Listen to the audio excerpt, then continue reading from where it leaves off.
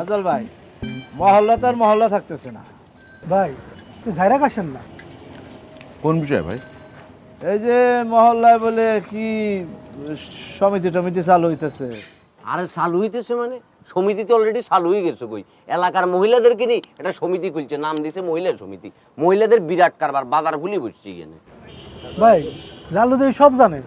জানবো না, লালুর দোকানে তো সব মহিলার যাতায়াত। অর্থ এখন ঈদ লাগছে, কিরে ঠিক না?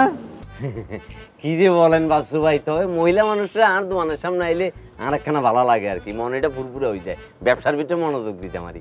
আজল ভাই সাইকা দিমনি দুধ চিনি বাড়াই। এই আমরা কি দোষ করলাম?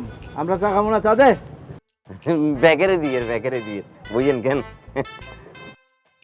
আচ্ছা ভাই, এই মহিলা সমিতির কাজ কারবার কিন্তু আমি ঠিক বুঝলাম না। আরে আমার তো মনে হয় ধান্দাবাজি, মানুষের লোভ টোপ দেখাইয়া তারপরে টাকা খাওয়ার একটা মতলব আছে।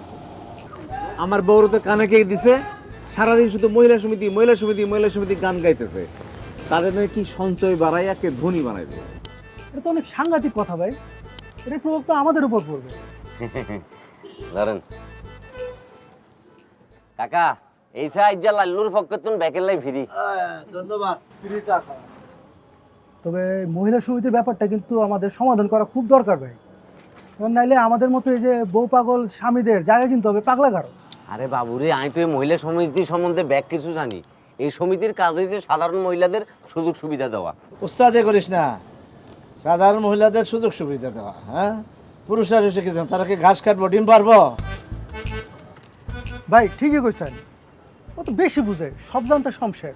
আরে পরিবার আমাদের, স্বাবলম্বী বানাবি তোরা। হ্যাঁ, তোকে কি দরকার? আমরা আছি না? আরে মহিলা সমিতির পোস্টার দিয়ে দেয়াল একের বইরে ফেলাইছে। জান না, এই যে না, এই যে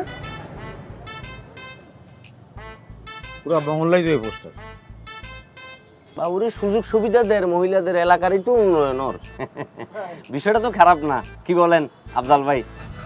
তুমি এক কাম করো, সমিতিতে যাও, সমিতিতে গিয়ে বলো তোমার জন্য একটা বউ দেখতে। তোমার একটা উপকার হইলো। বাবুরে সমিতির ভিতরে তো পয়সা না সঞ্চয় করে, এগুলি কি মাইয়া সঞ্চয় করেনি? এটা একটা কথা বললেন লতিফ ভাই। লাল্লুর জন্য করতে পারে, তো খাতির সব জায়গায়।